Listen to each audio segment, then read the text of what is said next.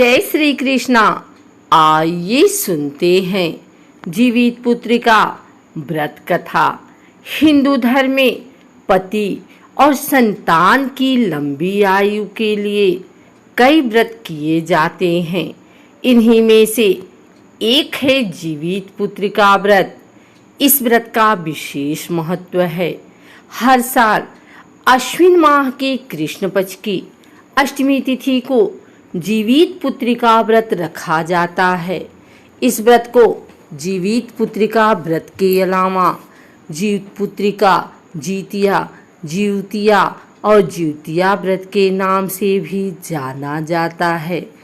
इस साल जीवित पुत्रिका व्रत 18 सितंबर 2022 को रखा जा रहा है। माताएं ये व्रत पुत्र प्राप्ति, संतान की दीर्घायु होने एवं उनके सुख समृद्धि में वृद्धि के लिए करती हैं। ऐसे में आइए सुनते हैं जीवित पुत्रिका व्रत की संपूर्ण और पावन कथा के बारे में। जीवतिया व्रत कथा को लेकर कई तरह की मान्यताएं प्रचलित है।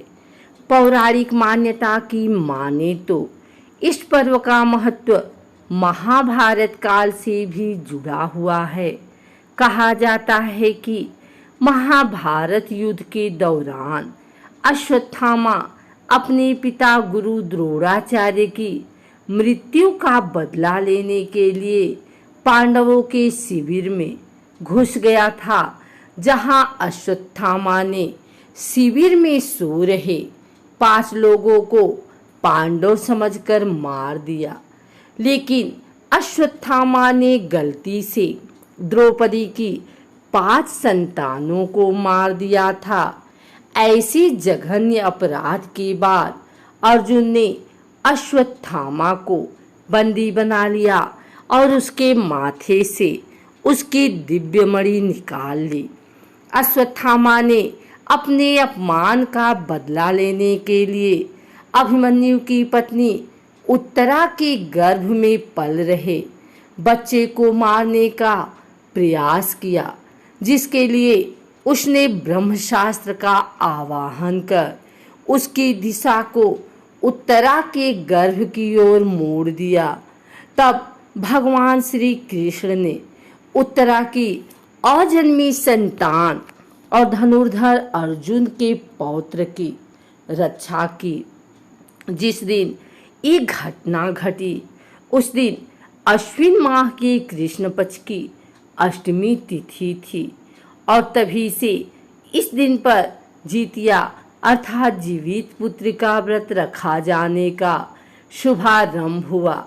महाभारत काल से लेकर आज तक अपनी संतान की लंबी उम्र के लिए माताएं जीतिया का व्रत रखती आ रही हैं। जीतिया व्रत की कथाओं में से कहानी सबसे महत्वपूर्ण है। व्रत के दौरान महिलाएं यही कथा सुनती भी हैं। इस कथा में एक नगर के किसी वीरान जगह पर पीपल का पेड़ था। इसी पेड़ पर एक चील और पेड़ के नीचे एक सियारिन रहती थी। एक बार दोनों ने कुछ महिलाओं को जीवतिया व्रत करते देख इस व्रत को रख लिया। जिस दिन ये व्रत सभी महिलाओं द्वारा रखा जा रहा था उसी दिन नगर में किसी की मृत्यु हो गई। जिसकी मृत्यु हुई उस व्यक्ति का शव उसी वीरान स्थान पर लाया गया जहां सियारिन और चील दोनों मौजूद थी।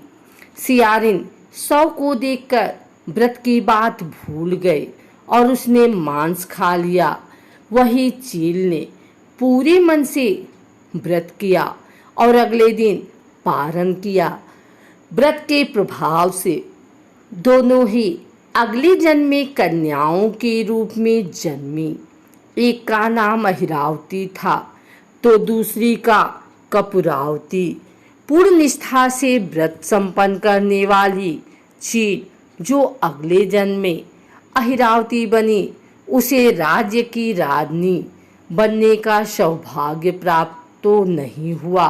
व्रत को बीच में ही खंडित कर देने वाली सियारिन जो अगले जन्म में कपूरावती बनी, उसे राजा के छोटे भाई की पत्नी बनने का अवसर मिला।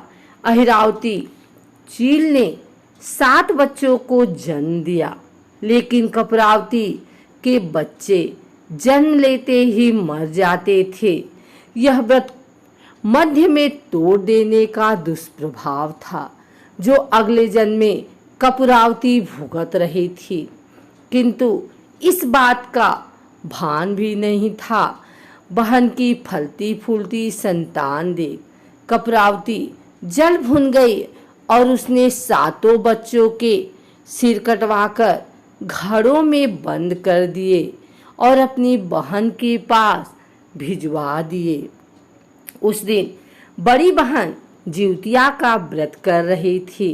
भगवान जीमूतवाहन को याद करके जब उसने 7 घड़ों पर जल छिड़का तो उसके बेटे जिंदा हो गए। उधर कपूरावती इस बात को लेकर परेशान थी कि उसकी बहन के घर से रोना पीटना अब तक सुनाई क्यों नहीं दिया। ऐसे में असलियत जानने वो खुद ही बहन के घर चली गई, लेकिन उसके 7 बेटों को जिंदा देखकर वह सन्न रह गई। इसी दौरान भगवान जीमूतवाहन भी वहां प्रकट हुए और उन्होंने दोनों बहनों को पूर्वजन्म की कथा सुनाई। कथा सुनने के बाद कपूरावती को बहुत पश्चाताप हुआ और दुख में अपनी जान गंवा बैठी। वहीं बड़ी बहन अहिरावती ने भगवान जीमूतवाहन से वरदान मांगा कि जो भी माता आज के दिन आपकी पूजा करे, उसकी संतान को कोई कष्ट न पहुँचे। तब से जिउतिया व्रत की परंपरा चली आ रही है। आइए सुनते हैं जिउतिया व्रत पूजन विधि एवं सामग्री। इस व्रत में भगवान जीमूतवाहन गाय के गोबर से चील सियारिन की पूजा का विधान है। जीवित पुत्र का व्रत में खड़े अक्षत, पेड़ा, दुर्वा की माला, पान, लौंग, इलायची, पूजा की सुपारी, श्रृंगार का सामान, सिंदूर, पुष्प, गांठ का धागा, कुशा से बनी जीमूतवाहन की मूर्ति, धूप दीप, मिठाई, फल, बांस के पत्ते, सरसों का तेल, खली गाय का गोबर पूजा में जरूरी है। व्रत पूजन विधि: स्नान कर स्वच्छ वस्त्र धारण करें। इसके बाद भगवान जीमूतवाहन की पूजा करें। इसके लिए कुशा से बनी जीमूतवाहन की प्रतिमा को धूप दीप, चावल, पुष्प आदि अर्पित करें। इस व्रत में मिट्टी और गाय के गोबर से चील व सियारिन की मूर्ति बनाई जाती है। इनके माथे पर लाल सिंदूर का टीका लगाया जाता है। पूजा समाप्त होने के बाद जीवित पुत्र का व्रत की कथा सुनाई जाती है। पारण के बाद यथाशक्ति दान और दक्षिणा दें।